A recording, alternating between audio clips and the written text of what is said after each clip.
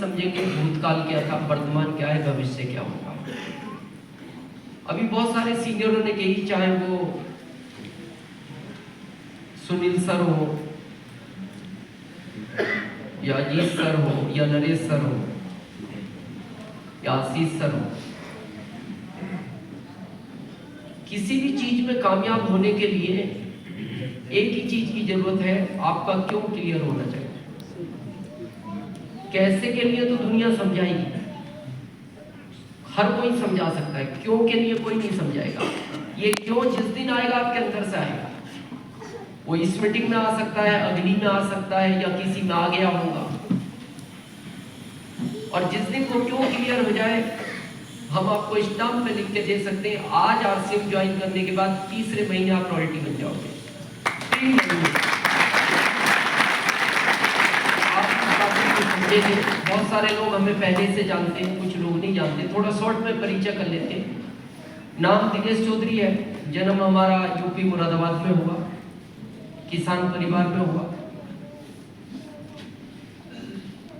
3-4 पीढ़ियों से सब सिंगल थे। जैसे परदादा जी अकेले थे, उनके पिताजी अकेले थे, दादाजी भी हमारे अकेले थे, पिताजी भी हमारे अकेले थे। पिताजी के हम 4 बच्चे हुए, 4 बेटे, 2 हमसे बड़े, तीसरे नंबर के हम, एक हमसे छोटे। 100 बीघे जमीन थी, जीवन अच्छा था। पिताजी गांव के प्रधान थे, थोड़ा उनको राजनीति का शौक था। तीनों भाई पढ़ने में बहुत तेज थे। हम थोड़ा सा एवरेज भी नहीं कह सकते, मतलब रुचि नहीं थी ज्यादा। रुचि ना होने का कारण यह था, दिन भर दादाजी के साथ रहा करते थे, तो वो जो सिखाते थे तो ऐसा लगता था पढ़ाई किसी काम की नहीं है। और तीनों भाई हमारे स्कूल जाया करते थे, तो हमारे दादाजी हमें 2 बात सिखाया करते थे, हालांकि वो आज अच्छी नहीं लगती। ऑफ करो, ऑफ, आप आके बैठे हो, ऑफ ही करो, साइलेंट कर लो, कुछ तो करो।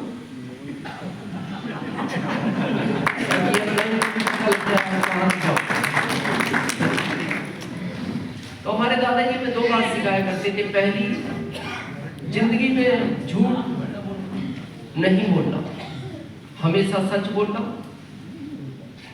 और साथ में कहा करते थे, परेशानियां बहुत आएंगी लेकिन जीत तुम्हारी होगी। तो हम पूछते थे कब होगी, बोले ये मैं नहीं जानता। दूसरी बात बोलते थे, जिंदगी में ऐसा काम कभी मत करना कि तुम्हारी वजह से लोगों का नुकसान हो। कोशिश ये करना कि तुम्हारा कम फायदा हो लेकिन तुम्हारी वजह से लोगों का ज्यादा फायदा हो। इसमें भी परेशानियां बहुत आएंगी, जीत तुम्हारी होगी। हम उनके संस्कारों में बड़े हुए और हमारे तीनों भाई हमारे पिताजी के संस्कारों में बड़े हुए। तो हमारे तीनों भाइयों को हमारे पिताजी सिखाया करते थे, सच बोलकर जिंदगी में आगे नहीं बढ़ा जा सकता, क्योंकि राजनीति में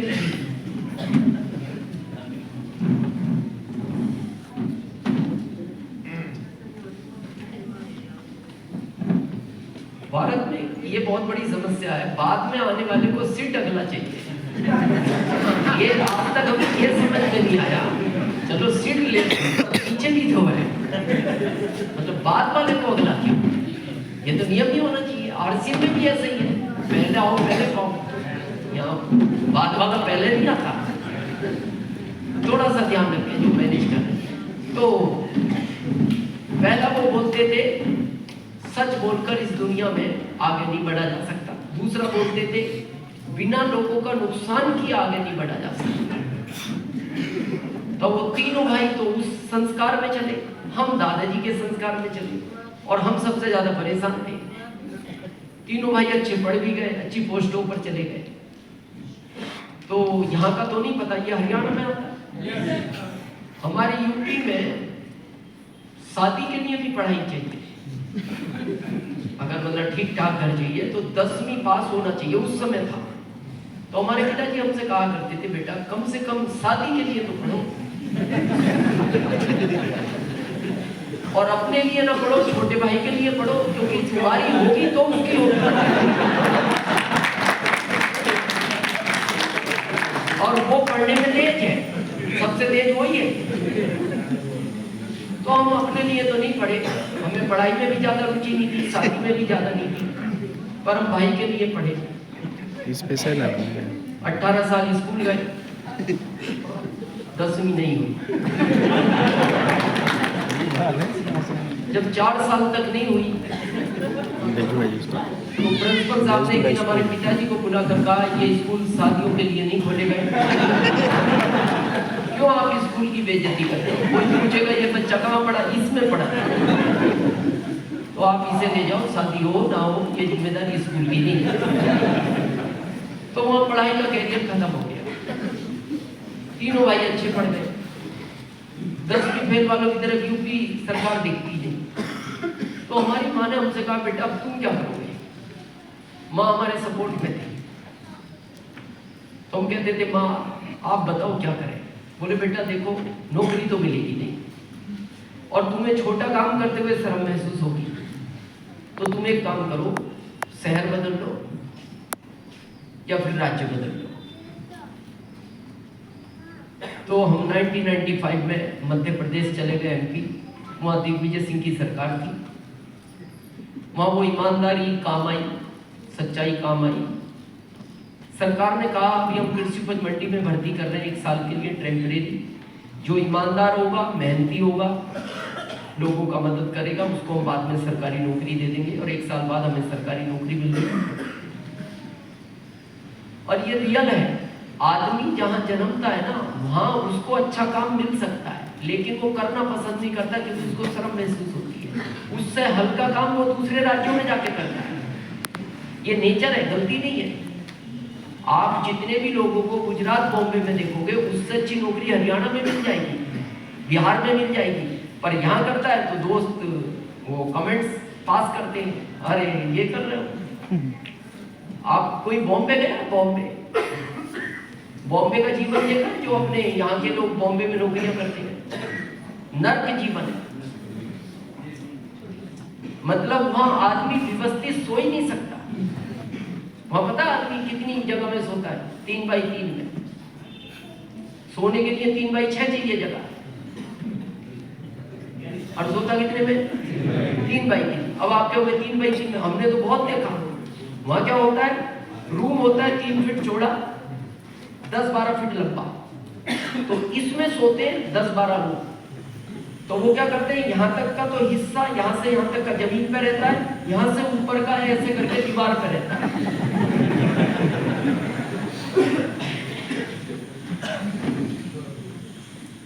20% लोग ऐसे ही जीवन जीते जो बाहर से रह रहे हैं। अब वो यहाँ का व्यक्ति पूछता है गांव वाला, और तो वो गांव वाले भी, उसके घर वाले भी कहते हैं बच्चा बॉम्बे में। बोले क्या करता है? ऊंचाइयों की तरफ जल रहा है। हाँ तो ऊंचाइयों की तरफ किधर जल रहा है? आधा तो हवा में ही है। ये नेचर है। तो काम तो हमें यूपी में भी मिल सकता था। जब हमें 2075 की जब नौकरी मिली सरकारी तो यहाँ मिल सकती थी, लेकिन माँ ने कहा तो हम चले भी गए। तो हम तो खुश हो गए थे, लेकिन पत्नी खुश नहीं थी। पत्नी अच्छे घर से आई, शादी हो गई, योग से अच्छे घर में हो गई। तो पत्नी हमें दिन में 6 बार एक लाइन सुनाती थी। वो लाइन बहुत लोगों ने सुन रखी है, आज भी कई लोग सुनते हैं। ये बात अलग है, किसी को बोलता नहीं। वो लाइन ये थी, आपने आपकी जिंदगी तो खराब की,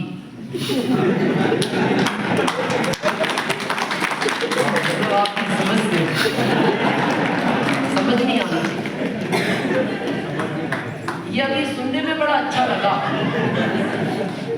ये लाइन अकेले में पत्नी के मुंह से सुनना और दिन में 3-4 बार सुनना, ये बहुत दुख देती है।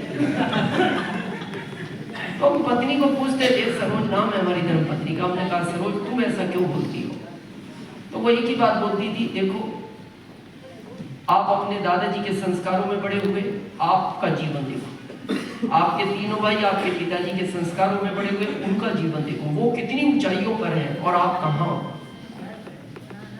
तो हम अपनी पत्नी को एक बात बोलते थे, सरोज जिंदगी में जब कोई अच्छा काम मिलेगा हम इन तीनों भाइयों से अच्छा करेंगे, लेकिन काम अच्छा करेंगे, काम गलत नहीं करेंगे। दादाजी मना करेंगे। तो वो बोलती थी वो दिन कब आएगा? हमने कहा ये दादाजी बता नहीं गए, वो तो बस एक लाइन कह गए थे दिन आएगा। और जिनको आज भी ये गलत फहमी है कि ईमानदारी से मदद करके कामयाब नहीं हुआ जा सकता, आप एक बार उस रास्ते को अपनाओ, वो फिर आपके लिए नए रास्ते खोलता है। और दिन था 26 जुलाई 2002। आदमी उस तारीख को कभी नहीं भूलता जो उसके जीवन का रूपांतरण की दिन होता है, टर्निंग पॉइंट होता है। तारीख थी 26 जुलाई 2002। आरसीएम का मीटिंग था, रात को 6 से 9 था। हमारे जो साथ में जॉब करते थे उन्होंने हमसे कहा, दिनेश जी पहली बार भारत में काम आया है जिसमें सच बोलकर लोगों की मदद कर कर आगे बढ़ा जा सकता है। विश्वास तो नहीं था क्योंकि इतने साल में कभी ऐसा काम दिखा नहीं। तो हमने कहा आप समझा दो। बोले मेरे को तो नहीं समझ, आप मीटिंग में आओ। मीटिंग में गए, वहाँ 8 लोग पहले थे, 9 में हम थे, 10वां कोई आया नहीं। जिसने बुलाया वो भी नहीं आया और वो आज तक नहीं आया, वो तो आया ही नहीं। बहुत लोग कहते हैं मेरा एम्प्लॉय मेरी मदद नहीं करता, ऐसा सुनते हैं बहुत लोग, इसीलिए नाराज रहते हैं। मेरा एम्प्लॉय मेरे को मीटिंगें नहीं देता, मदद नहीं करता, मेरी सपोर्ट नहीं करता। हमारा तो गायब है, आपका तो खाली मदद नहीं करता, हमारा तो गायब है। बिना एम्प्लॉय के भी यहाँ तक पहुंचा जा सकता है।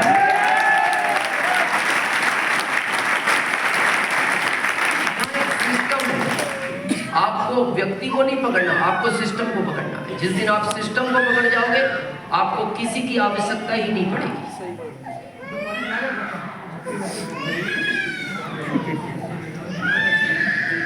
बहन जी आप कोई बात नहीं, बच्चा थोड़ा घुमा लो, कुछ बहन जी को एक पीछे चेयर भी दिला देना। आप कुछ बच्चा, पिताजी नहीं आएंगे,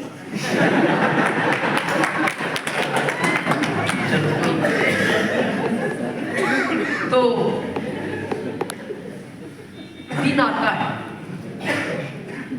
और आज ये बात हम अहंकार में नहीं कह रहे, ये गर्व में बोलते हैं। आज हम हमारे तीनों भाई, जो लोग सोचते हैं ना आरसीएम में क्या है, क्या मिल सकता है, ये सिस्टम काम करता कैसा है, क्या रियल में जो बोला जाता है वो हो सकता है क्या, ये अहंकार में नहीं, हम आज गर्व में बोलते हैं। हमारे तीनों भाई मिलकर आज जितना महीने का कमाते हैं, तीनों जितना मिलकर महीने का कमाते हैं, हम अकेले उन तीनों से ज्यादा हर महीने भारत सरकार को इनकम टैक्स देते हैं।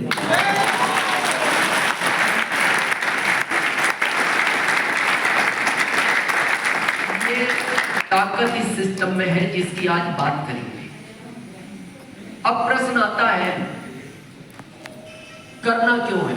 ये अभी हमने इस शब्द पे बात की थी, ये बहुत इंपॉर्टेंट है। आरसीएम के अलावा भी दुनिया में बहुत सारी चीजें हैं।